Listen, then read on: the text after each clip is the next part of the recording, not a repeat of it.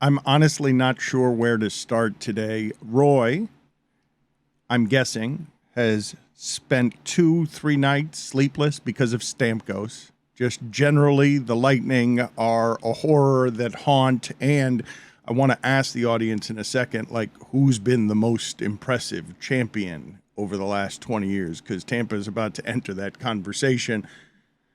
I want to get to Stugotz's latest scam. I don't know if he's going to be here today. I know he's apologized profusely. I don't think he knows what he's apologizing for. He's just apologizing. He's generally apologizing. He's just apologizing, but it's a blanket apology. We may or may not have Stugotz today. I think surprising all of us by being in California is probably where I'd begin if I were apologizing for something. Billy found out Monday. Billy, his producer, found out Monday that Stugotz. And then he got. I'm sorry for my language. He got pissy with me yesterday when I was like asking him for like information. He's like, "Thanks for waking me up." It's like, dude, how am I supposed to know you're in California? Like, sorry that it's 5 a.m. where you are, but it's work time here. He didn't know that he needed to tell people he wasn't coming to work. I don't know how that escaped his attention. We'll get to that in a second. I was greeted this morning by what I believe to be some of the most horrifying words anyone can hear in the morning, which is, "Did you see what happened with Amin?" Last night on the postgame show. It's horrifying what happened. I have not gotten the details yet, and I thought for sure that's where we'd start, and we'd spend a lot of time today, because I've only gotten one detail, which started with the phrase hardcore. I'm excited because I don't know what happened to Amin, and everyone in here is very excited. You don't know anything? So what? I saw on Twitter that something happened, but I have not dug into it to see what happened. Well, you would think that that's the place that I would start. I wanted to start there, but then Billy says the following to me right before we start.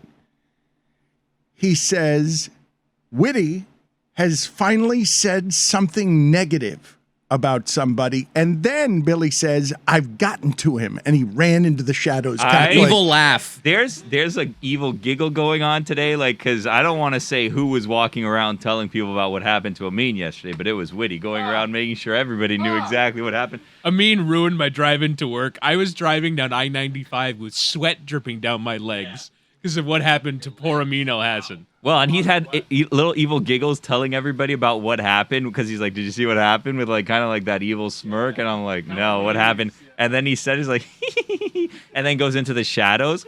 And then, and we'll get to this later on, he said something negative directly to someone's face. It was incredible. We're getting to a lot of things later. Yes, I want to get to some. I want to get to some of them now, because Whittingham is giddy. Put it on the poll: is Whittingham a giddy gossip? Gittingham.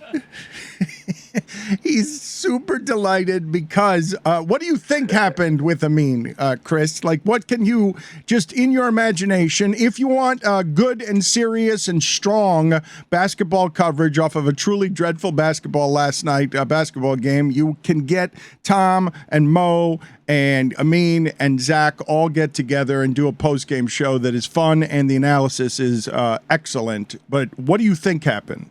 I would imagine it's something along the lines that I did at the Panthers game. He was doing a post-game thing, and he did something loud towards somebody important and embarrassed us.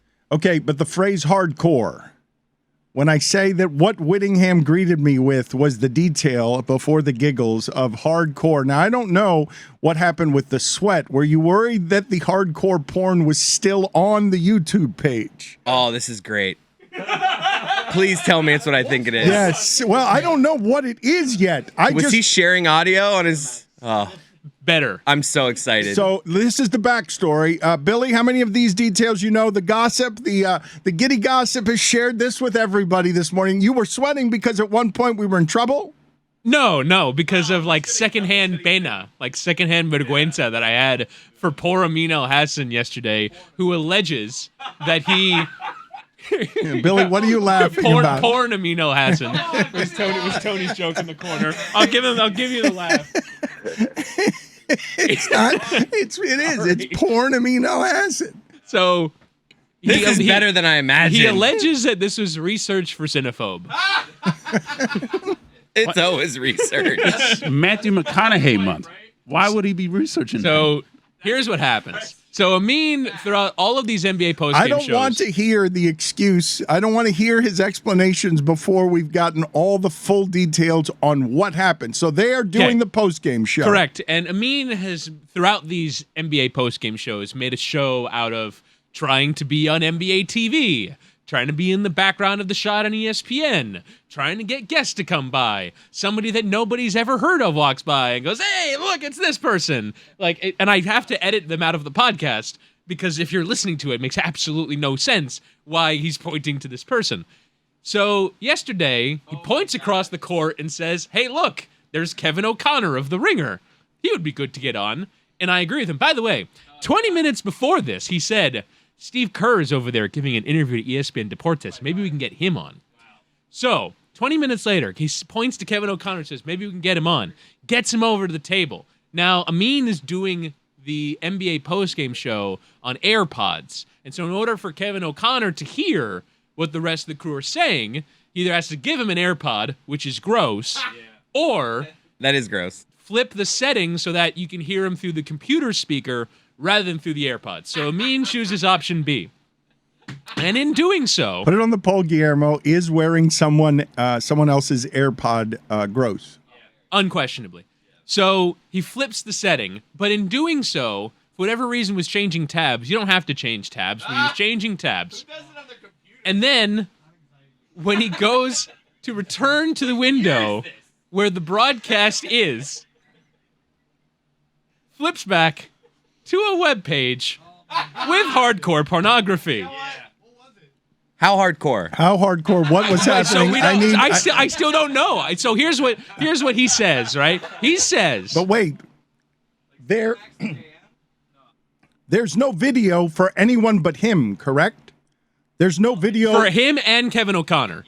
So the two of them are like huddled together around Amin's computer, and you see the instant where Kevin O'Connor realizes there's porn in front of him, and just goes, "What the hell?" So Amin welcomes him over, throws an arm around him, and introduces him to porn on his computer. At an NBA arena on court. Courtside. Where Correct. people are walking by. Is and this a can metal probably art see computer? it. where Yeah. there is potentially an NBA TV camera aimed, because Amin has been in the background of the NBA TV shot over the shoulder of Grant Hill, who, by the way, will join us on the show tomorrow. Perhaps we can ask him about this. But so over the shoulder of NBA TV is the computer and Amin Elhassan. So there is a very real chance that a television camera was aimed at Amin's computer while this was happening. What year is this? Who still watches it on their computer? Research is what Amin Elhassan is Correct. claiming. We're going to have to get Kevin O'Connor on and ask him what his, just to take us through. Amin is vigorously waving you over to his computer. You get there, he puts an arm around you, and you both open a tab, and now it's hardcore porn. I have questions. I want details on what hardcore means.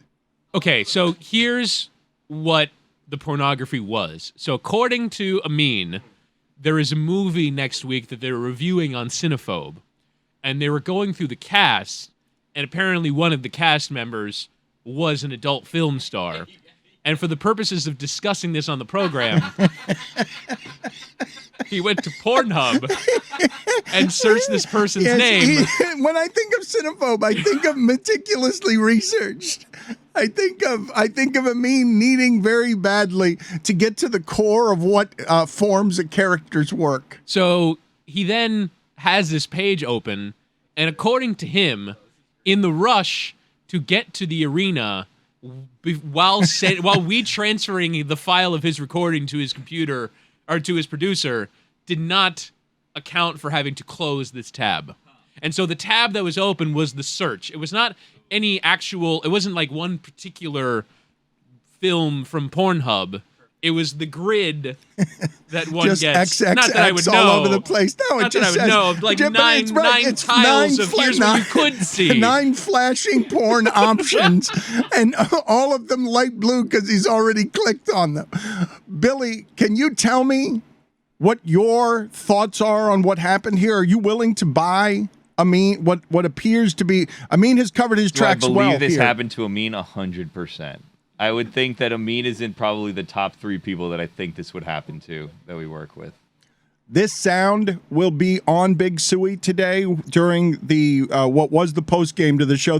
If you want your analysis from last night on basketball, that'd be a better place to get it than here today. We're going to be talking about other things. Yeah, so I would also recommend going to our YouTube page, youtube.com/LeBatardandFriends, and finding the video. It begins at around the 36-minute mark, and you can see the shot-by-shot of Kevin O'Connor and Amin realizing what's happened. Then they start breaking out in nervous laughter, and then the rest of the crew realize what's happened, and the show is basically ruined for the final half hour. Well, we can just tweet out a link with that time spot, right? Yes. Oh, let's do that.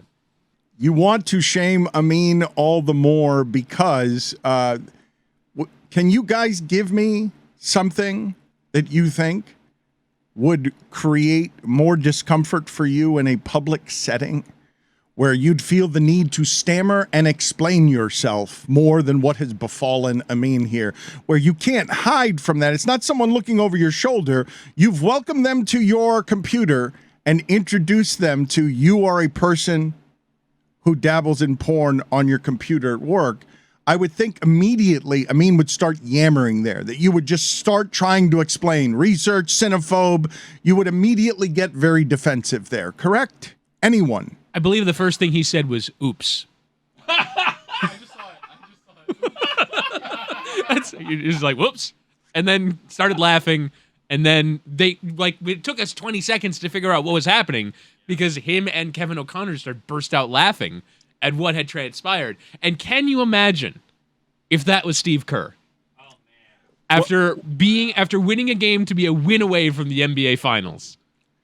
Chris Cody was asking if Steve Kerr speaks Spanish.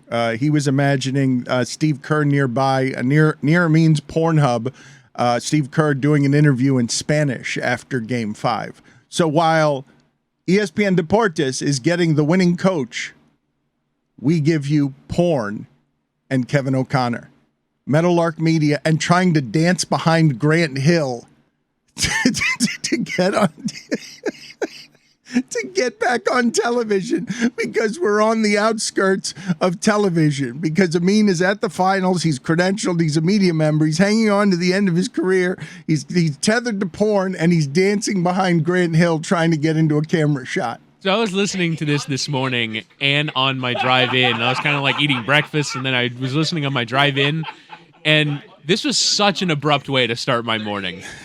Because I'm listening, by the way, for, all right, I'm going to write this time code down to maybe edit that out. Like, I'm listening it through the prism of having to edit this thing before I post it. And the nervous sweat, I could not stop sweating, and I wasn't even there. Do you have for us, can you cut that up for me, just the discomfort of it so that we can sink into it?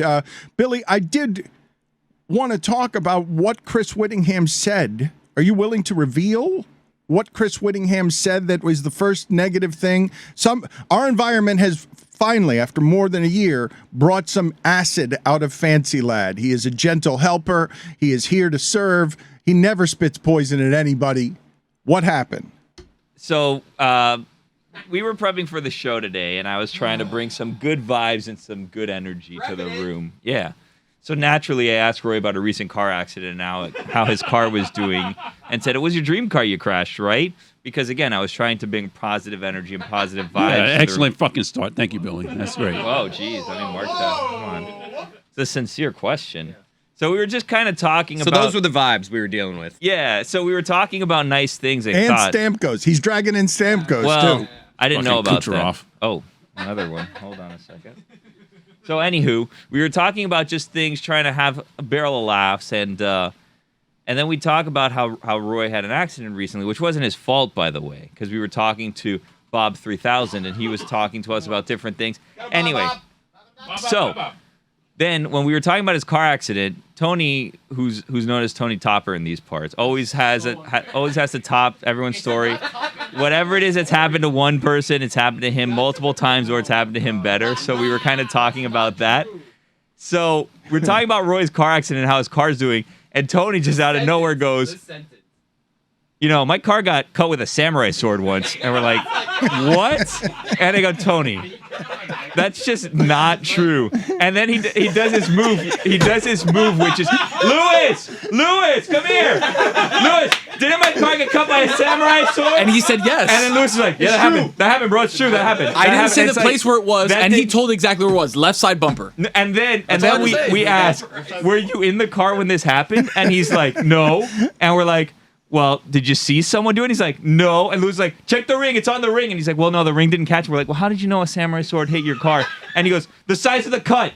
And we're like, that's not proof that your car was attacked by a samurai sword.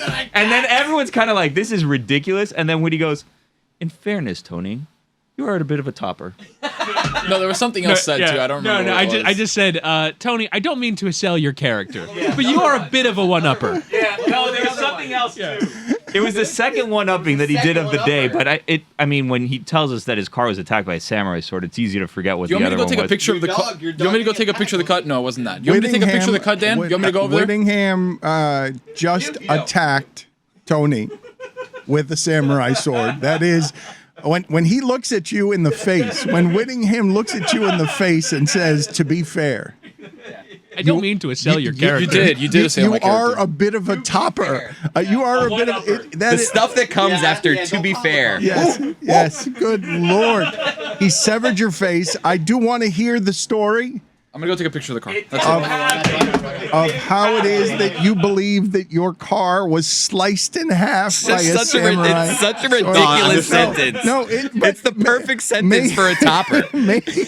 Oh, you got into a car accident? Well, guess what happened to my car? I love Billy's follow-up of were you in the car, because now you've got Tony doing Keanu Reeves in The Matrix just backwards as the I have the car getting cut in half. It's just that's so- what I have. Oh, top to bottom. Top to bottom, Top cut to in half. bottom. That's what I have when I I imagine had getting it cut. sliced in half, parallel to the ground. So if he was in it, he's now They made bad. it a convertible, so if I anything, didn't- beneficial. I did not have you chopping down like wood chopping. I had you slicing the way that you would slice sideways, like you would disembowel somebody with a samurai sword. But just, that's an absurd thing to say with absolutely no proof of it happening other than ask Lewis. Now the proof is going to be a photograph where we are going to see something and we are going to immediately say, yep, samurai sword. Dan, the funny part, my first day here, Tony was like, hey, man, when you're parking in the garage, don't park on the edges. Like, you know how when you're turning, there's like that edge car? Because like, oh, your car can get hit. Yeah, Roy And he can wa- be there once. So Tony goes to me, he's like, yeah, like, you gotta, like, don't park on those edges. Look at what happened to my car. Someone cut it with a samurai sword. So he's alleging it happened in the Clevelander parking lot. So somebody Oh, was, so someone here on the beach was walking around with a samurai Well, if it had sword. to happen anywhere, it probably would. And like a happen good here. friend, I believed him.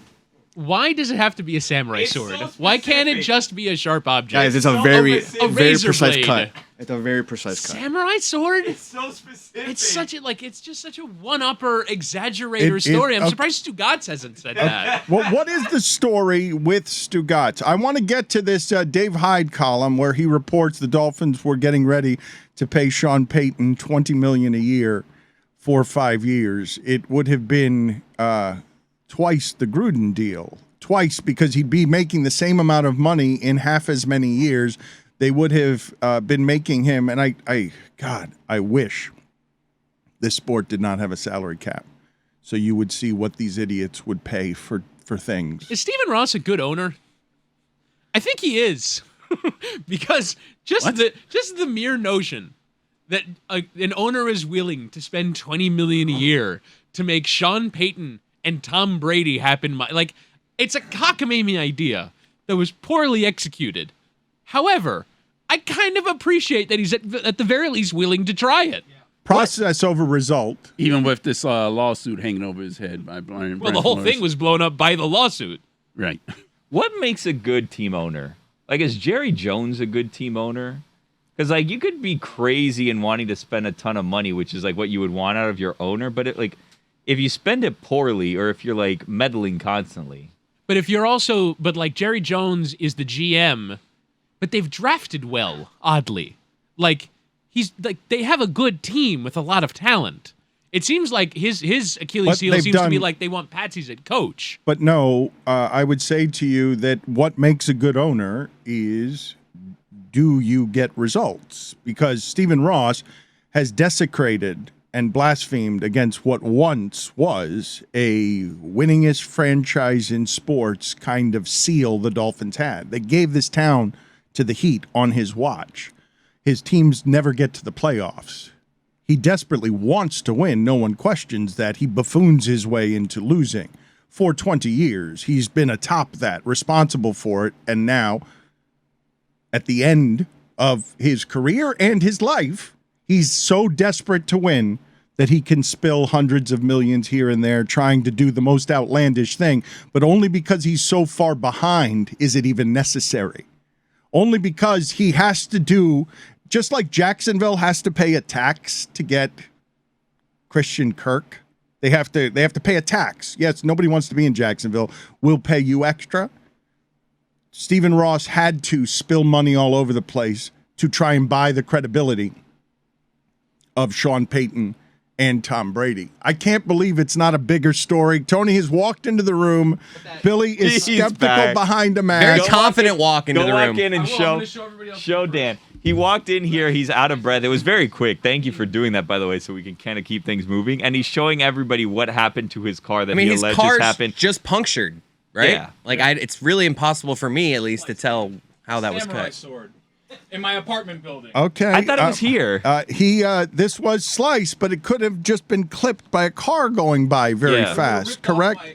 Yeah, it could have been like one puncture and then it kind of got ripped a little He's bit. never going to get out of that chair if he doesn't sit there. Tony's Dan- your new co-host, by the way. It may have been ripped off. Like, right, if there was a big truck that had like a spoke poking out, it would have ripped off the bumper at that Were you angle. parked backwards? No, it was parked like butt in. So So backwards. Okay, yeah, backwards. It's a hell of a slice. It is. Thank you. Please leave the room now. Would you say that was the victim of a samurai sword assault? That would not be the first place that I would. It's a good story, though. In hindsight, it looks like, it's a good also, story. Let me see the picture again. It also doesn't have a clear starting point or finishing point. You know what I mean? Like, no, it it starts right. No, but I'm saying it starts in the middle of the bumper, and there's paint here. There's paint around There's it, no which paint. would there's paint. That's a slice. That's a black scratch around it and white scratches. It's clear that you were hit by something that wasn't a sword. No, it was a sword. There's paint around it. He has a little bit of a hole in his bumper and walks in here and says, I was attacked by a samurai sword. Descending from the heavens, ninjas decided to slice that small portion of my car. To the point of him being a topper, his damage is so much less than Roy's damage. And he was like, Roy's. Roy, you think your thing was bad? Yeah. Watch. Well, let me steal. Your dream car was destroyed. Yeah. Let me steal also the segment and sit in Dan's chair. This is a car that Tony doesn't even care about that this happened to. Do we know what's happened with Stugotz Whittingham? Do we know, is he going to appear today?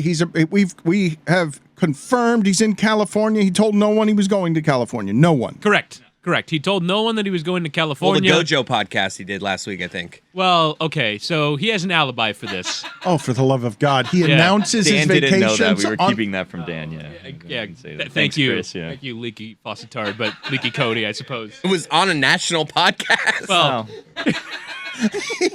Why? available not a national podcast. All podcasts by their nature are international. Yeah. Someone in Papua New Guinea could have heard that. The best part is he's flimsy on the sound, but he goes, Gojo, just imagine that I'm in California on Saturday. Are you going to be there? I don't know yet. On Classic Stugotz, I might not, but he was like asking Gojo if he's going to be there Saturday. Yeah. And when Gojo said no, he's like, oh, damn it. Brandon, you gonna be there? Which is Gojo's producer. Stugotz announced last week that he was headed to California, just didn't tell any of us until Sunday night. Maybe I just need to listen to all of his guest appearances to know where he's going. So he has an alibi. He says that he was planning to go to the Dodger Stadium show of Dead & Company, which was last Saturday. So in discussing this, his wife apparently surprised him by buying him tickets, not to that show, because Stugotz doesn't like stadium shows. He likes amphitheater shows. And so there's a show To America. There was a show last night and tonight at the Shoreline Amphitheater in Palo Alto of the Deaden Company. So Stugotz tells me that he was 10 minutes away from the NBA Finals, but was at a Deaden Company show in the Bay Area. So, as a result, his wife surprised him with tickets for these 2 Deaden Company shows, and we were not informed of this until Sunday afternoon. That's how the alibi goes. Now, I don't believe it. Well, he was in California. He was texting you and telling you that from California. Correct. He was in California He didn't already. get there that minute. Right. Like, he informed us that he was in California. Presumably, while going through TSA, he could have sent us a text. Hey, I'm about to get on a plane to California. But he didn't. He waited until he was in California to send us the text that he was in California. He was in Florida Friday morning, Yes. at least, because when we recorded Wake and Take, he was in his house. He also maintains that he was in Florida on Saturday. So apparently this Well, then didn't he come missed together. the show on Saturday? No, he did not go to the show in Los Angeles on Saturday. He's only going to these 2 shows in Palo Alto. Wait a minute. He was going to California because he had tickets to the show Saturday. But he said that, Then his wife buddy, surprised him once he was they were there. like fake plans. I didn't actually want to. I was never going to go to that show. And, sometimes on the air, I make up some fictitious things for content. I'm doing a thing, So, Is he coming back? Probably not. presumably. They're going to Colorado next. Yeah, no, he's out. He's out for the rest of this week. So he could potentially join us today via Zoom. He has sent me a time that would be amenable to him on the West Coast. Although he then did say, check with his handlers. although he did say he has to work on with the hotel getting a conference room or something. A conference room? Because I guess in his hotel he doesn't want to wake up his wife. I don't know if you know this. Stugotz is very loud, and so.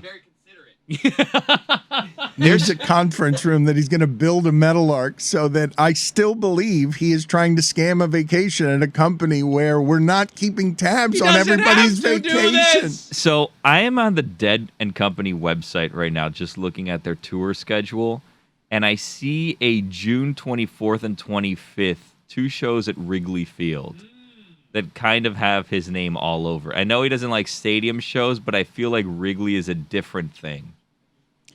What's he up to here, though, Billy? Are you believing? Well, he's going to concerts. Yeah. He wants to go and there. you think he just wants to work for an hour a day on Zoom and then say, well, I was working. That wasn't vacation. That was a work day. I don't know, because I then need to record stupidities with him, and that's been...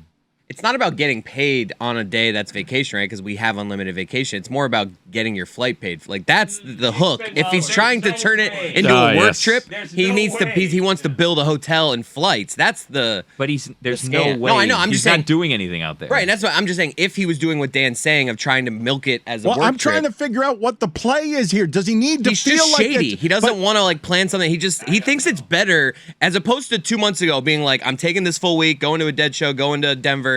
He, in his mind, thinks it's better if on the front end you say, I'm going to miss the end of the week, and then at the last second you spring the rest. Like, I don't know. That's the math he's doing in his head. Beyond that, what I'm asking you guys is, do you think that because we are not sitting here counting when people are taking vacation if they need vacation, that he still needs to feel like he's getting away with something? So if he can get on the Zoom for an hour today and then build a company for a conference room and whatever sodas he had ordered to the conference room and the hotel room and start to get things through expenses, he just tries to find a way. Do you guys think that that's what's happening here? If that was what was happening, I think he would be trying to force his way on the show. Because I think in my mind, though, this is why he got pissy with Billy. He got pissy with me, and he got pissy with Whittingham. He apologizes to us and then gets immediately mad at us because he thought the apology was going to buy him, well, I can just do the show from out here, right?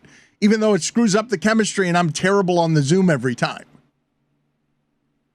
So, yes. So Roy, you've noticed how terrible he's worse than anybody. He's like, why? Everyone else gets to do it on the Zoom. Why can't I? Because you're terrible on the Zoom. I always assume that those are fake offers and that he knows we don't want him on Zoom. So he's just like, guys, I'm willing to work.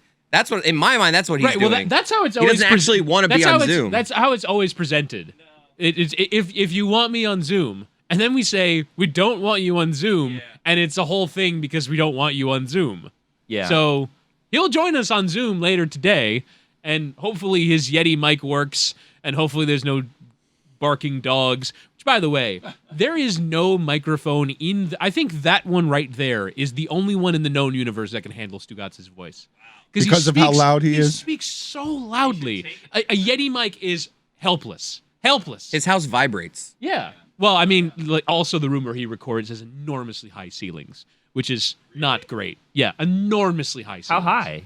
I mean, Like rich people. Seems high. like but it seems like a small room the way he has his camera. yeah, it positioned. seems like a small It's room. all straight up. It's it's all room's like a vertical. three-story room. Yeah, I think his house is 7 stories. He went, but Tall, it's all but straight one story, up. It's a actually. staircase into the broadcasting sky that just delivers him into heaven. It goes straight up. He wants to work. He wants to do stuff because he sent me plans for every single day to record Stupidities. Whether we're going to do them or not, I don't know. But every day he's like, hey, let's record this today. Let's record that tomorrow. I do think he's going to get upset that Amin was on yesterday on Zoom when he was told he couldn't be on Zoom. Just Well, no, knowing how he Amin's is. good at it. He sounds good. He's already upset, but it's a different role. The chemistry of Stugotz requires of me. It's why I didn't enjoy the shows during the pandemic, why we crawled on our knees through the pandemic. It requires me and him to be in the same room to bounce off each other. It's where the chemistry resides. And he knows this. He's a broadcasting professional. He will just try to cheapen everything at every turn. You should have gone to California if you didn't want him to join. I via didn't Zoom. know he Yeah, was going well, to California. Nobody it's your did. fault, kind of. So I feel like Stugotz's expense. So everyone in the company, their expense reports get sent to the CFO of the company. I feel like Stugotz's should be voted on by a jury of his peers. I feel like we should all determine, based off of what you've contributed, do we approve or deny Guillermo, these hotel put reports? it on the poll. Should Stugotz's expense reports be vetted by a jury of his peers at Le Batard Show? I believe yes, we will all, in sound mind and body, get before a council. We will look at what he submitted, and all of us will fairly conclude, no, this is a total scam. He deserves nothing.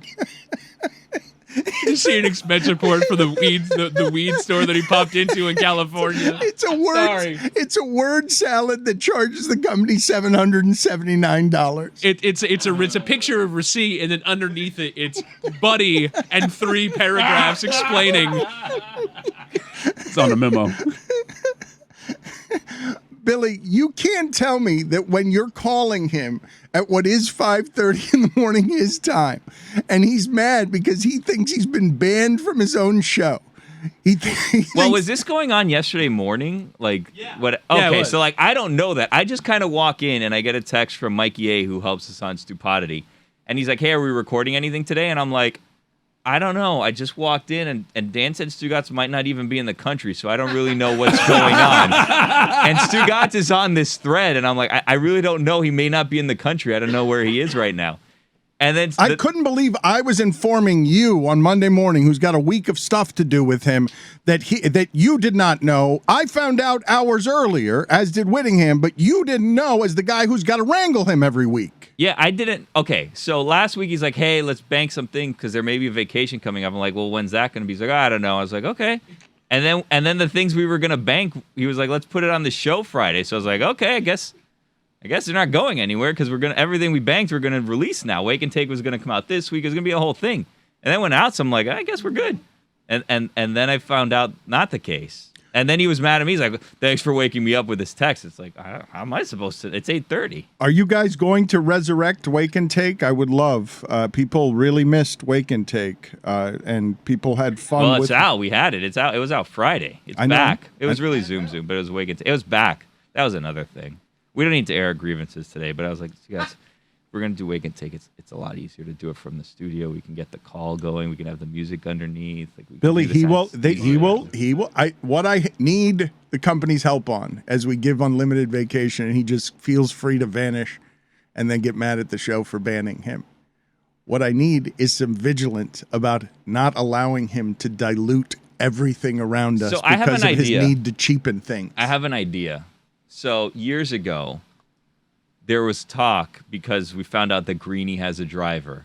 There was talk of Stugotz should get a driver, and then he'll come in, he'll get picked up, I actually You know? believe that. Like, I'm not even as a joke. I think that Stugotz could be 3 hours more productive a day if he had a driver. Well, so I'm thinking not for that, but I'm thinking if we have a driver, then we have someone who needs to be making sure that he's getting here. You know what I mean? Like someone who is kind of always aware of his It's whereabouts. like the checker at NFL training camp. Like that goes down the hall and make sure that everyone's in their rooms. Didn't Lane Johnson have like a babysitter that was meant to keep him from doing steroids, like, or to keep an eye on? Didn't he? I think he told us about just a general babysitter to keep him from bad behavior. That he had somebody who was just wandering around with him because he was liable to find trouble. Are there car services that allow cigarettes? Because that'll be a requirement. I'm pretty sure you can accommodate an ashtray. Remember when there used to be ashtrays in every car and like the lighter? Yeah. Put it on the poll, Guillermo. Remember when there were ashtrays in like every car at Le Batard Show? Yes or no?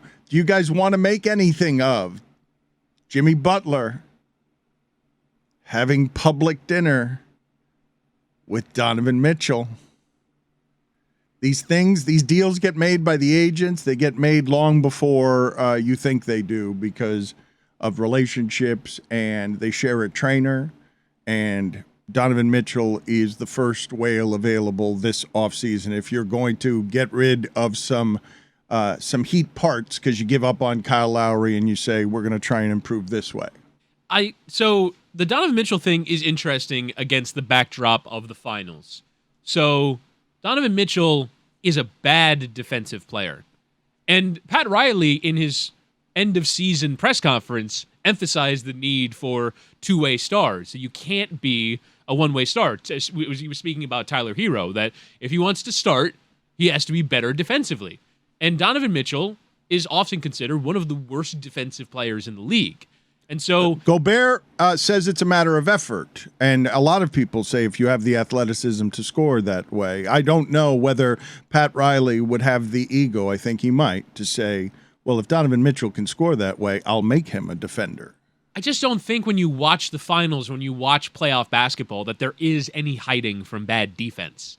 It gets picked at again and again and again. I think some of what we saw from Steph Curry last night in not making a single three-pointer was him constantly being picked at on defense. He had like this 1,000-yard stare when he was sitting on the bench in the third corner. Even as the Warriors were doing okay, he still had to stare. And I wonder if it was exhaustion, but Steph Curry gets picked at again and again and again. Jordan Poole gets picked at, and like there is no avoiding being bad at defense. It is exhausting to play the game that Steph Curry played last night, and it's an interesting sustained badgering over the course of a series. They made Game 4 really hard for him, and he won and was great anyway. And his greatness was greater than their greatness. But in Game 5, they said, okay, you withstood that. Now how about that and this? How about that? And now you always get everyone else tired. You send Dellavedova to the hospital. Now we're going to wear you out by attacking you on defense too. And you're going to have the worst shooting night you've had since 2018. I can't believe the Celtics wasted that Curry game. You cannot lose the game where Curry plays like that. You cannot, if Curry's going to have his worst game in 4 years shooting because he can't make anything, that is not a game that you can lose because Tatum again gives you nothing in the fourth quarter. Nothing. But back to Donovan, if the Heat are going to make that trade, it's not going to happen for Duncan, Kyle Lowry, right? It's going to have to be Tyler or Bam. And that's the question I think we should have is, if you want Donovan Mitchell, which one of those guys are you parting with? It would be Tyler. It would be Tyler, and it would not be, I don't think it would be Bam. I mean, I've seen some things on Twitter where it's like Heat fans want, like, if you get rid of Kyle Lowry and Duncan, it's like, did you see these playoffs? It's always that. And Yurtsevin. I know, it's always that. And it brings back LeBron and Kawhi the money and works, Giannis. Duncan. It's like, why would they do that? That's right. Why don't they just want Gabe Vincent? Trade machine. No, that's great. It's a plague. It is a plague in every sports fandom. The ridiculous trade that only works in your favor. I will say, I did hear Bill Simmons and Ryan Russillo talking about Donovan Mitchell trade partners, and they did say that there is not a ton of interest in giving up a lot to go get Donovan Mitchell. So you can maybe finesse something, but also I think at that point, Danny Ainge is running basketball operations in Boston, in Utah. He's not giving up Donovan Mitchell for anything less than 101 cents on the dollar. Not to Pat Riley. Right. Simmons has Kyrie Irving coming here, too.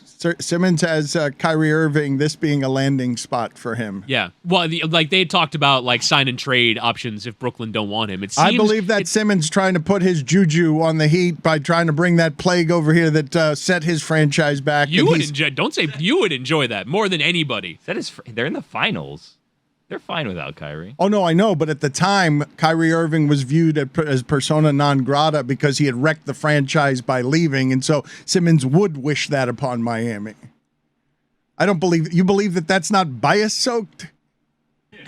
Jeremy Taché brings up a good point in the chat. The Heat did get Jimmy Butler for Josh Richardson. So maybe they will get Donovan Mitchell for peanuts. They also had to give up a first-round pick. Also, Jimmy Butler was leaving Philadelphia. Well, we'll do that for Donovan, even though I don't think we have any, right? We've given away all of them. But we could throw in picks. You're on first name basis. You already are calling him Donovan, huh? You're already DM. Let's call him A Donovan. couple of Heat guys cutting it up. You've signed up for the Donovan Mitchell Heat. Look at Chris Cody, all of a sudden intrigued just because a name got near the Heat. You're ready. Man, you guys are so fast with this stuff. It is funny how restless. We are spoiled. Only in basketball down here, as we talk about Stephen Ross being a laughingstock for 20 years, that a team would be that close to the championship, because we can agree now, right? In retrospect, the Miami Heat are a bounce away from being championship kind of good. Yeah, they could have dragged a series with the Warriors into the mud. I think we've seen clearly, based off of how good Boston's defense has been, that there were things to pick at within the Warriors. Now, they did figure it out on a team level much better than they have in the entire series last night. If Steph Curry's going to shoot 0 of 10 from 3, you need a Wiggins game. They got a Wiggins game. You need a Clay game. They got a Clay. They got enough from the rest of those guys. You say this, though. What did they shoot? The Warriors, I just don't know how to tell. The Boston Celtics have to win the game where the Warriors shoot 20% from 3. It's not just Steph. 20% from 3. They didn't make anything from out there, and they won by double digits. I don't want to be grandpa who worries about the future of the sport, but these games, Whittingham, never being close at the end, really close at the end, if the three-pointer is going to start distorting things that way, where you're going to watch playoff games for 7 years and you're going to see 20 and 30-point games and it's always double digits, and there have been 4 or 5 games that are in the last minute close, that's not going to be something that's going to be fun for the viewers. I do think that after 3 quarters, there was genuine jeopardy, right? It was a close game, but you do see more often because of the nature of basketball. But I was thinking it's a quality of defense as well. I think these, Golden State was amazing on defense last night. For as much as we talked about Boston being the number 1 defense in the league, Golden State was number 2. They're really good at defense, and last night made everything difficult for them. And Tatum's got more turnovers, a record number of turnovers, right? For a finals player, there hasn't been a player that has had this many turnovers in forever. It's a close game, and then Boston goes 1 of 10 from the floor over a 7-minute stretch, and then the game ends there. But for as much as Golden State shot poorly last night from 3, they finished 9 of 40. Steph was 0 of 9. They were 32 of 48 from 2. They did all their work at the rim. They did all their work running off of how much Boston was concerned about Steph Curry. That you can see defenders just on him all the time. It was basically a 4-on-4 game yesterday, and there's more opportunities for space. And Andrew Wiggins was the one who was living at the rim. He ended up finishing 12 of 17 from 2 and kept going to the rim. It was the easy shots that they got in that fourth quarter were astounding, and that's where Tom and Amin have made the arguments for Steph Curry being a Finals MVP caliber player off the basis of his gravity, that he attracts so much attention that he makes life easier. So he had an impact on the game even while shooting 0 of 9 from 3. If these games are going to keep starting at midnight, I'm good with blowouts. I just want that stated. I did say at halftime last night, I was like, God, I hope that it's a 30-point game after 3 quarters.